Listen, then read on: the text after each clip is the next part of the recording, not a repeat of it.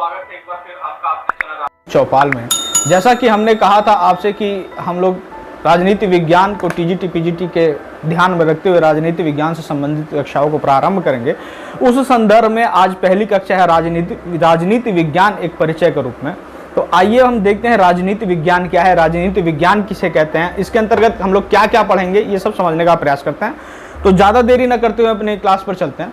तो देखिए, आप भी हो सके तो नोट्स बनाइए या फिर मैं इसको अपने राजनीतिक चौपाल जो टेलीग्राम चैनल उस पर डालूंगा।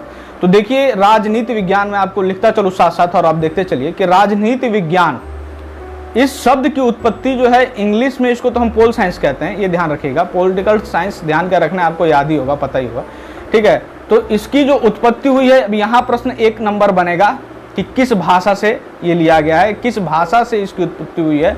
इसकी नहीं, यूनानी भाषा के, देखिए यूनानी भाषा के पोलिस शब्द से बना है। दूसरा क्वेश्चन ये बन गया, यानी ये पहला क्वेश्चन पूछता है कि पोलिस शब्द किस भाषा का है, तो वो हो गया आपके यूनानी, ठीक। और तीसरा क्वेश्चन यहाँ पहला क्वेश्चन ये पूछ देता है कि पॉलिटिकल साइंस किस भाषा से बना है, तो आपको हम बता चुके हैं। चलिए आइए, पोलिस शब्द का अर्थ क्या होता है, तो इसका अर्थ होता है नगर राज्य, ठीक है। इसका अर्थ होता है नगर राज्य, ये ध्यान रखिएगा। ये तीसरा क्वेश्चन बन गया आपका, क्वेश्चन नंबर 3। ऐसे ही मैं पढ़ाऊंगा, मेरा तरीका यही रहेगा पढ़ाने का, और आप लोग बताते जाइएगा अगर कुछ कमियां रहे तो। आगे चलते हैं। ये तो रही इंग्लिश में कि हम पॉलिटिकल साइंस की उत्पत्ति पोलिस शब्द से बनी हुई है, जो पोलिस शब्द यूनानी भाषा का शब्द है जिसका अर्थ होता है नगर राज्य। हिंदी में क्या है, तो हिंदी में देखिए ज़्यादा कुछ नहीं है, हिंदी बहुत आसान शब्द है और इसमें आसानी से आप समझ पाएंगे, आसान भाषा है। राजनीति विज्ञान राज्य की नीतियों का अध्ययन, राज्य के नीतियों का अध्ययन ही राजनीति विज्ञान है। इसी संदर्भ में गार्नर, बहुत बड़े प्रसिद्ध एक विचारक हुए हैं, गार्नर का कथन है, गार्नर राजनीति विज्ञान का अंत और आरंभ राज्य से है, ठीक है। क्या कहते हैं ये कहते हैं कि राजनीति विज्ञान का अंत एंड आरंभ, ये ध्यान रखिएगा। एक क्वेश्चन ये बन गया, किससे है, तो राज्य से है, ठीक है। किससे है, राज्य से है, ठीक है। ये तीसरा नंबर क्वेश्चन बन गया। इसी संदर्भ में अगले पेज पे चलते हैं। इसी संदर्भ में देखिए, गैटल हुए एक प्रसिद्ध विचारक, वो भी बहुत सही, उनका भी ऐसे ही कथन है। वो क्या कहते हैं, वो कहते हैं कि राज्य, ठीक है, राज्य का अतीत वर्तमान एवं भविष्य का अध्ययन ही राजनीति विज्ञान है, ठीक है। ये ध्यान रखिए, ये गैटल का कथन है। ये चौथा पॉइंट बन गया। ये एकदम फैक्चुअल है और मैं आपको समझाता चल रहा हूँ, कोई टेंशन नहीं है, बस याद रखिए, दिमाग में सेट करते जाइए। सब लोग राज्य कर रहे हैं कि राज्य ही राजनीति विज्ञान, राज्य का अध्ययन ही राजनीति विज्ञान, राज्य की नीतियों का अध्ययन राजनीति विज्ञान। राज्य क्या है फिर, क्या उत्तर प्रदेश, क्या झारखंड, क्या महाराष्ट्र, या कौन सा ऐसा राज्य जिसकी हम बात कर रहे हैं, कल्पना कर रहे हैं। तो हम आपको बताएं कि जिस प्रकार से आप जानते हैं कि शरीर, आपके शरीर है, तो शरीर सिर्फ ऐसे कोई ढांचा नहीं है, शरीर के अंग है, हाथ है, पैर है, सर है, आँख है, नाक है, मुंह है, ठीक है। अगर सर ही ना रहे तो क्या शरीर कहलाएगा, नहीं कहलाएगा ना। तो पूर्ण शरीर, उसी तरह से हम जिस तरह से शरीर के माध्यम से हम लोग एक आप समझ पा रहे होंगे, उसी तरह से राज्य के भी कुछ अंग है, जिसके जो होगा तो ही हम कहेंगे कि हाँ ये राज्य है। उसमें से एक भी खत्म तो हम ये नहीं कह सकते कि ये राज्य है। आइए देखते हैं राज्य के अंग, और इसी के माध्यम से हम ये भी समझने का प्रयास करेंगे कि आखिर राज्य है क्या, ठीक है। धीरे धीरे स्टेप वाइज चलेंगे हम लोग, टेंशन न लीजिए। तो देखिए, राज्य के जो अंग हैं वो 4 अंग होते हैं राज्य के, ठीक है। राज्य के कितने अंग हैं भैया, राज्य के 4 अंग हैं। आप बताइए, आप अपने आप में क्या हैं, जनसंख्या है, लोग हैं, व्यक्ति हैं, इंसान है, ठीक है। तो आप कहीं आप होंगे तभी तो राज्य होगा। राज्य ऐसे ही खोखला कैसे रहेगा, आपके उसमें रहने के लिए कोई व्यक्ति तो चाहिए, या जानवरों का राज्य होगा, इंसानों का राज्य है, हमने बांट रखा है जानवरों को, राज्य जानवरों का नहीं है, ठीक है। तो सबसे पहले जनसंख्या, यानी कि लोग होंगे, ठीक है ना, जनसंख्या, ठीक है, ये ध्यान रखिएगा पहला। अच्छा, जब जनसंख्या होगा तो जनसंख्या रहेगा किस पर, जनसंख्या किस पर रहेगा, जनसंख्या रहेगा भूभाग पर, क्लियर। भूभाग भी चाहिए राज्य के लिए, यानी कि राज्य। अच्छा, तीसरी चीज़ क्या, अब ये मनमानी करेंगे, इन पर किसी का शासन हो, नियंत्रण हो, कुछ तो हो, जिसको हम लोग आसान भाषा में सरकार कहते हैं। इसको हम समझेंगे, सबको एक एक करके समझेंगे। फिर चौथा जो आता है वो होता है संप्रभुता, ठीक है, संप्रभुता। अब यहाँ पर हम आपको एक क्वेश्चन बता दें कि ये क्वेश्चन फिर यहाँ 5वां तैयार हो रहा है, 5वां, ठीक है। कि इन चारों अंग में सबसे इंपॉर्टेंट कौन सा है। ये पांचवा याद रखिएगा कि सबसे इंपॉर्टेंट संप्रभुता है।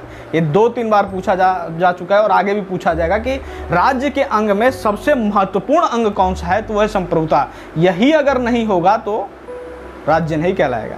क्या मैटर है हम आगे समझते हैं। आइए अगले पेज पर चलते हैं अपने।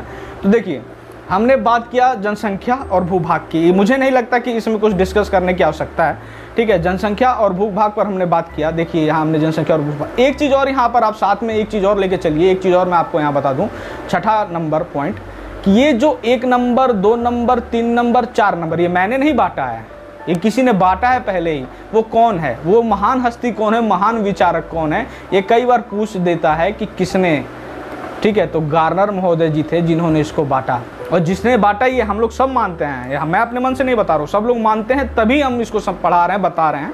तो देखिए जब गार्नर ने जब इस बात को कहा तो फिर यहाँ क्वेश्चन फिर बनेगा 7वां नंबर, ये ध्यान रखिएगा क्या चीज़। तो राज्य के ऊपर सर्वश्रेष्ठ परिभाषा किसकी है, सर्वश्रेष्ठ परिभाषा, ऐसे लिखते हैं ना सर्वश्रेष्ठ, हाँ ऐसे लिखते हैं सर्वश्रेष्ठ परिभाषा। ये पूछा जा चुका है कि सर्वश्रेष्ठ परिभाषा राज्य के ऊपर किसने दिया है, तो वो गार्नर थे। उन्होंने ही अपनी उनकी परिभाषा अगर आप पढ़ेंगे तो उस परिभाषा में बाकायदा चारों चीज़ का, उसके अंदर चारों चीज़ों को उन्होंने समाहित किया हुआ है। चलिए अगले प्रश्न पर चलते हैं और एक एक करके समझते हैं। तो हमने समझा यहाँ तक कि राज्य के अंग कौन से हैं। अच्छा फिर बारी आती है, अब थोड़ा थोड़ा करके समझेंगे क्योंकि फिर अपने आप में सब एक एक चैप्टर है, ठीक है। राज्य अपने आप में एक बहुत बड़ा चैप्टर है जिसके बारे में कई सारे, कैसे उसकी उत्पत्ति होती है, कैसे कौन सी विचारधारा है, उसको आज वास्तविक तौर पे हम लोग मान रहे हैं, किस विचारक ने क्या कहा है, ठीक है। चाहे समझौतावादी ले लीजिए, विकासवादी ले लीजिए, मातृ की तरफ से या पितृ की तरफ से, ठीक है, या फिर ईश्वरीय, तो जो भी है वो हम लोग एक बाकायदा एक चैप्टर के रूप में आगे देखेंगे। लेकिन फिलहाल अभी एक मोटा मोटे हिसाब के रूप में चलते हैं। तो देखिए फिर बारी आती है सरकार की। तीसरा पॉइंट था सरकार, ये पॉइंट मत लिखिए सरकार, और आप कहेंगे यहाँ पे भी जोड़ दिया सरकार, ठीक है। तो जिस तरह से राज्य के अंग होते हैं वैसे ही सरकार का भी अंग होता है, ठीक। सरकार का अंग होता है, सरकार के भी 3 अंग हैं, ये ध्यान रखिएगा। सरकार के कितने अंग हैं दोस्तों, 3 अंग हैं। एक तो विधायिका, कार्यपालिका, ठीक है, और न्यायपालिका। क्लियर, न्यायपालिका। हम आगे इसको बाकायदा, मैं फिर कह रहा हूँ घबराने की जरूरत नहीं है, ये फिर अपने आप में एक चैप्टर है। जब हम लोग चैप्टर वाइज डिस्कस करेंगे तो और ज़्यादा अच्छे से करेंगे, इसलिए चिंता मत कीजिए। मोटा मोटी खाका लेके चल रहे हैं, पहली क्लास है, धीरे धीरे आराम से चलेंगे। अगला जो हम लोग चौथा उसमें था वो क्या था, संप्रभुता। ये सबसे इम्पोर्टेंट है, हमने आपको बताया। और फिर हम कह रहे हैं इसको डब्बे में बना लीजिए, 2 बार वेरी वेरी लिख कर इंपॉर्टेंट लिख लीजिए, जैसे मर्जी वैसे लिख लीजिए, बहुत इंपॉर्टेंट है। संप्रभुता क्या है, तो संप्रभुता इंग्लिश में सुपर सॉवरेनिटी कहते हैं, जो कि सुपर एनएस से बना है, ठीक है, सुपर एनएस से बना है, ठीक है। जिसका अर्थ होता है सुपर इज द सर्वोच्च शक्ति। ये कई बार पूछा जाता है, सर्वोच्च शक्ति, इसका अर्थ होता है शक्ति। क्लियर, सर्वोच्च शक्ति, ठीक। अच्छा बाद में ये भी एक अपने आप में क्वेश्चन यहाँ फिर तैयार हो गया, जो भी था 6ठा या 7वां नंबर जो भी था, ठीक है, कि सुपर एनएस का शाब्दिक अर्थ क्या है, ठीक है। तो ये सर्वोच्च शक्ति है। इसके ये भी दो भागों में बढ़ता है। खैर वो हम लोग संप्रभुता के शब्द के बारे में जब देखेंगे तो हम लोग देखेंगे। अगले प्रश्न पेज पर चलते हैं हम लोग। तो जब राजनीति विज्ञान के अध्ययन के बारे में राज्यों के अंगों के बात पता लगा कि मतलब अब क्या है, राजनीति विज्ञान क्या है, तो कुछ ने कहा सिर्फ राज्य का अध्ययन है, ठीक है। कुछ लोगों ने क्या कहा, सिर्फ राज्य का अध्ययन है। कुछ ने कहा नहीं भैया क्या बात कर रहे हो, सिर्फ सरकार का अध्ययन है। कुछ लोग आए, उन्होंने कहा नहीं तुम लोग क्या बात करते हो यार, ये देखो। उन्होंने कहा कि नहीं भैया, राज्य का अध्ययन प्लस में सरकार का अध्ययन, यानी राज्य और सरकार दोनों का अध्ययन है। क्या चीज़, राजनीति विज्ञान। तो देखिए राज्य का जो अध्ययन के रूप में माना वो लोग थे गार्नर एवं ब्लंसली, ठीक है। कौन लोग थे, गार्नर एवं ब्लंसली। इन्होंने सिर्फ कहा कि हम भैया सिर्फ ये मानते हैं, गार्नर एवं ब्लंसली। इन्होंने कहा कि भैया ये जो है सिर्फ और सिर्फ किसका अध्ययन है, राज्य का अध्ययन है। सरकार के अध्ययन के रूप में केवल माना था सिले ने, ठीक है। और आपके राज्य और सरकार के अध्ययन के रूप में माना था आपके मैकाइवर ने। ये ध्यान रखिएगा, ठीक है। ये इंपॉर्टेंट है, ये पूछ देता है कई बार। एक क्वेश्चन यहाँ पे तैयार हो गया, ठीक है। चलिए आगे चलते हैं, अगले पेज पर चलते हैं। बहुत बड़े विचारक हुए हैं लास्वेल महोदय। लास्वेल महोदय ने राजनीति विज्ञान के बारे में कहा है कौन, कब, क्या और कैसे। कौन कब, क्या और कैसे, कैसे इसी के बारे में जानकारी जो देता है वही राजनीति विज्ञान है। इसके बारे में जो जानकारियाँ प्राप्त होती हैं, जानकारियाँ, वही राजनीति विज्ञान है। एक बात हम आपको बताते चलें कि कुछ कोर्स ऐसे हैं या कुछ बड़े बड़े विचारकों की पुस्तकें ऐसी हैं जिसको बाद में एक कहावत कोर्स के रूप में एक आपके हम लोग पढ़ते होंगे, पर ये कथन किसने दिया, उस टाइप में ये कथन PhD एंट्रेंस में 2-4 बार पूछा जा चुका है। तो ये सब पूछा जाता है। तो ये एक कोट होने के साथ साथ एक बुक है, ये ध्यान रखिएगा। और ये बुक जो है नेट JRF में 2 बार पूछा जा चुका है कि पॉलिटी, ठीक है, who gets what when and where, ठीक है, ये उनकी पुस्तक है। राजनीति विज्ञान के बारे में, इसके अध्ययन, इसके उपागम के बारे में भी कई सारे इसके उपागम के बारे में कहा जाता है। ये देखते हैं, जैसे कि राजनीति विज्ञान के अध्ययन की बात की जाए या इसके उपागमों की बात की जाए, उपागम, ठीक है, तो उपागम में इसको 2 तरीके से बांटा जाता है। पहला है एक परंपरागत, ठीक है, परंपरागत उपागम, परंपरागत, ठीक है, और दूसरा जो है वो है आपका आधुनिक उपागम, ठीक है, आधुनिक उपागम, ठीक ना, ये आप ध्यान रखिएगा। परंपरागत उपागम में हम किन चीज़ों का अध्ययन करते हैं, ये किस किस की बात करते हैं कि क्या क्या किस किस चीज़ों का अध्ययन हम लोग परंपरागत उपागम में करते हैं। तो देखिए, परंपरागत उपागम में आपके 4 उपागम समाहित हैं, जिसमें पहला है, चल जाओ भैया, जिसमें पहला है दार्शनिक उपागम, ठीक है, दार्शनिक उपागम, ठीक। दूसरा है ऐतिहासिक उपागम। अभी हम समझते हैं कि क्या है ये, ज़्यादा लंबी वीडियो नहीं बनाने का प्रयास है आज, ठीक है। ऐतिहासिक उपागम तीसरा है और चौथा है, तो तीसरा है वैधानिक उपागम, वैधानिक उपागम, वैधानिक, और चौथा है संस्थागत उपागम, ठीक है, संस्थागत उपागम। तो देखिए, पहला जैसे कि हमने बताया दार्शनिक उपागम, तो इस उपागम के मानने वाले विचारक हैं, ये मानते हैं कि राजनीति विज्ञान कुछ और नहीं बल्कि दर्शन का अध्ययन है, बल्कि क्या है, सिर्फ और सिर्फ दर्शन का अध्ययन है। इसमें लियो स्ट्रॉस शामिल है, इसमें लियो स्ट्रॉस हैं, ठीक है। फिर उसके बाद से ऐतिहासिक उपागम को मानने वाले कहते हैं कि नहीं भैया, राजनीति विज्ञान कुछ और नहीं, सिर्फ और सिर्फ आपका उसका इतिहास का अध्ययन, आज तक जो इतिहास में घटनाएं घटित हुई हैं उसका अध्ययन है सिर्फ। और वैधानिक उपागम में मानने वाले हैं कि विधियों का, इसमें वैधानिक वाले में बोधा हो गए, हॉब्स हो गए, ये लोग आते हैं कि भैया इनका अध्ययन ही जो है क्या नाम है कि आपका वो है। संस्थागत में ये मानते हैं, संस्थागत उपागम को मानने वाले विचारक, कि संस्थाओं का अध्ययन, राज्य के संस्थाओं का अध्ययन जो है वो आपका संस्थागत उपागम, वही राजनीति विज्ञान है, ऐसा संस्थागत उपागम के मानने वाले विचारकों का मानना है, ठीक है। आधुनिक उपागम जो ये परंपरागत उपागम है, ये ध्यान रखिएगा, पूछ देता है एक क्वेश्चन यहाँ, अब तो क्वेश्चन नंबर याद नहीं लेकिन स्टार बना देता हूँ। ये पूछता है कि परंपरागत उपागम में कौन कौन से उपागम है, 4 दे देगा, कोई एक आधुनिक वाला डाल देगा, या उधर का देके एक इधर का डाल देगा कि फिर कौन सा नहीं है। तो परंपरागत उपागम में 4 हैं, दार्शनिक है, ऐतिहासिक है, आपका वैधानिक है और संस्थागत उपागम है, ये ध्यान रखिएगा, ठीक है। और अर्थ भी समझ रहे होंगे आप कि क्या अर्थ है। अब आइए आधुनिक उपागम को देखते हैं कि आधुनिक उपागम, कलर बदल दूँ पेन का मैं, आधुनिक उपागम लीजिए ब्लू से करते हैं ना, तो ब्लू ही है, ठीक है, ब्लू आज पानी, ठीक है। चलिए, तो आधुनिक उपागम में देखते हैं कौन कौन से हैं। तो आधुनिक उपागम में समाजशास्त्री है, व्यवहारवादी और मानववादी है, ठीक है, मनोवैज्ञानिक है। तो समाज शास्त्री उपागम है, समाज, ठीक है, शास्त्रीय, ठीक है। दूसरा है व्यवहारवादी और मनोवैज्ञानिक, ठीक है, मनोवैज्ञानिक, क्लियर। तो समाज शास्त्री जो उपागम है यह मानता है कि समाज का अध्ययन ही राजनीति विज्ञान है, ठीक। ज़्यादा कुछ इसमें झंझट नहीं है, वो धीरे धीरे जब हम उपागम विधिवत रूप से पढ़ेंगे तब समझेंगे।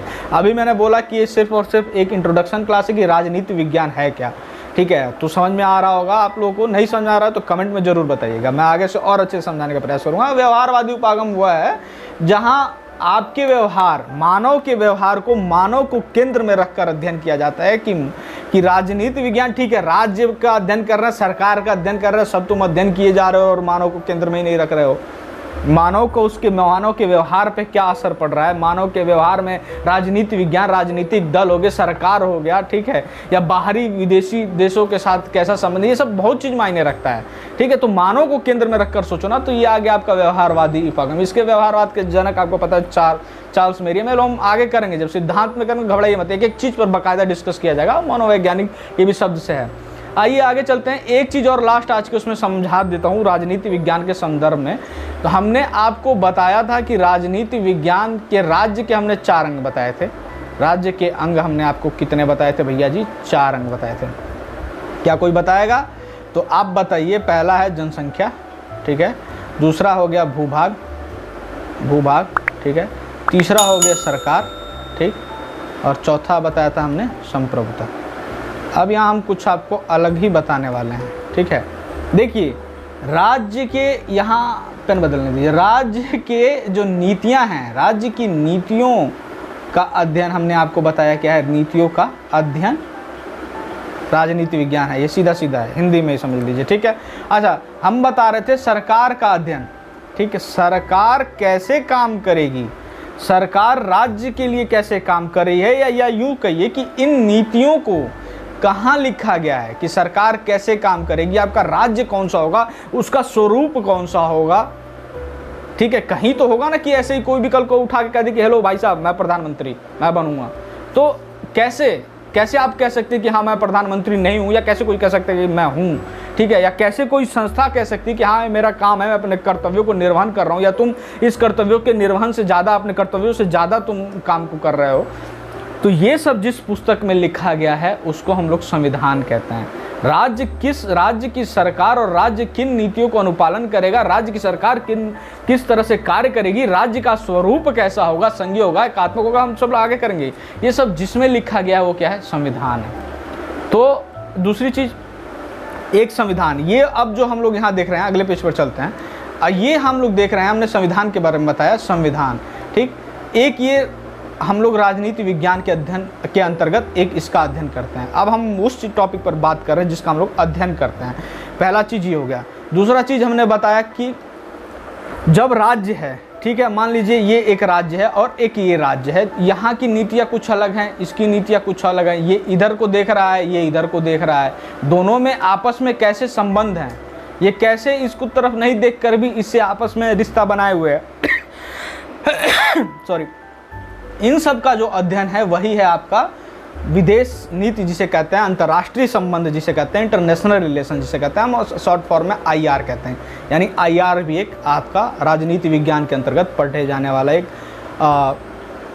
छोटा सा एक विषय है, ठीक है। IR आप समझ गए होंगे। अच्छा, अगला चीज़ हम लोग जो पढ़ते हैं राजनीति विज्ञान के अंतर्गत, जो उसके ही अंतर्गत आता है, तीसरा आता है सिद्धांत। हमने आपको बताया दार्शनिक उपागम कि उपागम किस विचारक ने किस तरह से माना है, कि कुछ लोगों ने कहा कि नहीं राजनीति विज्ञान सिर्फ उपागम है, ठीक है, तो दर्शन है। तो उस तरह से कई विचारकों ने अपने विचार दिए, जिन विचारकों ने विचार दिया राज्य की उत्पत्ति को लेकर, या फिर क्या नाम है किसी अर्य संप्रभुता को लेकर विचार दिया हुआ है, सरकार को लेकर विचार दिया हुआ है, ठीक है। तो उन सब जब सिद्धांतों को पढ़ा जाता है, या उन्होंने भी अपनी कोई बात की, जैसे महात्मा गांधी हुए, उन्होंने अपने जो विचार प्रकट किए उसको हम लोग गांधीवाद कहते हैं, क्योंकि गांधी जी के विचार है। तो उन सब सिद्धांतों को जो हम लोग पढ़ते हैं तो उसे हम लोग सिद्धांत के अंतर्गत पढ़ते हैं, थ्योरी के अंतर्गत। थ्योरी हम जब पढ़ेंगे तो बताएंगे थियरिया शब्द से इसकी उत्पत्ति हुई है। खैर आगे चलते हैं। हम लोग चौथा क्या पढ़ते हैं हम लोग एक राज्य ये हो गया, एक राज्य ये हो गया, एक राज्य ये हो गया। हमने बताया कि इसका ये इधर को देख रहा है, ये इधर को देख रहा है, ये इधर को देख रहा है, आपस में इनके कैसे संबंध है ये तो हमने पढ़ लिया IR में।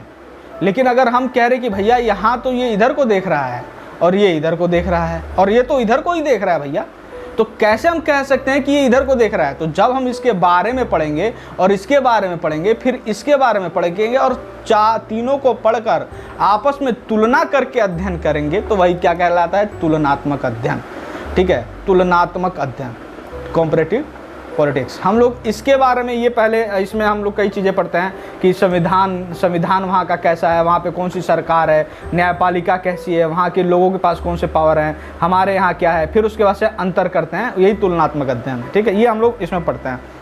फिर एक बहुत ही विवादास्पद कह लीजिए या इस पर लेकर हमेशा विवाद रहता है, जिसको हम लोग लोक प्रशासन कहते हैं। अब इसको हाल में अब तो अलग विषय के रूप में भी जाना जाने लगा है, लेकिन ये भी कहीं ना कहीं देखा जाए तो राजनीति विज्ञान के अंतर्गत ही हम लोग पढ़ते हैं पबेड, ठीक है, कि अगर ये राज्य है तो इसके अंदर जो सरकार है, सरकार की नीतियों को जो पालन करवा रही है, जो प्रशासनिक अधिकारी हैं उनके बारे में हम लोग जो अध्ययन करते हैं, या जो सरकार की नीतियाँ जो हैं कैसे वो कार्य करे। सिर्फ एक हेड लेवल पर बैठे हुए कोई प्रधानमंत्री या राष्ट्रपति सिर्फ आपको चेहरा दिखता है, उसके पीछे सैकड़ों की संख्या में IAS IPS और वो सब काम कर रहे होते हैं, नीतियाँ बनाने वाले लोग काम कर रहे हैं, तो उनके बारे में अध्ययन। यानी कि जो 5 टॉपिक दिख रहा है इसके अलावा कुछ छूट तो नहीं रहे। देख लीजिए, संविधान है, IR है, सिद्धांत। हाँ, एक चीज़ और हम देखिए छूट रहा था, मैं भी यही कह रहा था, एक चीज़ और छूट रहा है, प्रमुख विचारकों के बारे में। आपको पता होगा कि अरस्तु को राजनीति विज्ञान का फादर कहा जाता है, वो साथ साथ बायोलॉजी के भी फादर हैं।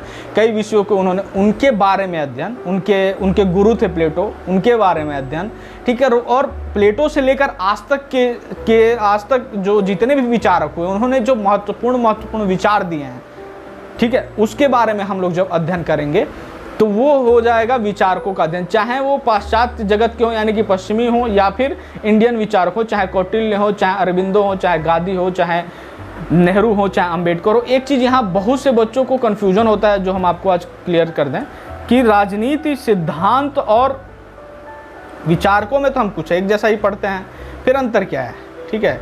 अब जैसे मान लीजिए यहाँ हम लोग पढ़ रहे हैं, ठीक है, मान लीजिए यहाँ हम लोग पढ़ रहे हैं गांधीवाद, ठीक है, गांधीवाद, ठीक, यहाँ हम लोग पढ़ रहे हैं गांधी, ठीक। तो बिल्कुल यहाँ और इसमें लगभग 90% कॉमन है, इसमें टेंशन लेने की जरूरत नहीं है। थोड़ा बहुत अंतर आता है, कैसे आता है अब देखिए। अब मान लीजिए यहाँ हम पढ़ रहे हैं, मान लीजिए राज्य, ठीक है, राज्य सिद्धांत। तो जब हम राज्य पढ़ेंगे तो राज्य पर मार्क्स पढ़ेंगे, ठीक है। राज्य की उत्पत्ति के संदर्भ में हॉब्स लॉक रूसो पढ़ेंगे, ठीक है। राज्य को लेकर गांधी जी क्या कहते हैं हम वो पढ़ेंगे, ठीक है। यहाँ हम लोग और राज्य के बारे में जो विकासवादी जो मान्यता है कि किस तरह से राज्य की उत्पत्ति के विकासवादी मान्यताओं के उसके बारे में पढ़ेंगे, यानी राज्य के बारे में हम लोग यहाँ सब पढ़ेंगे।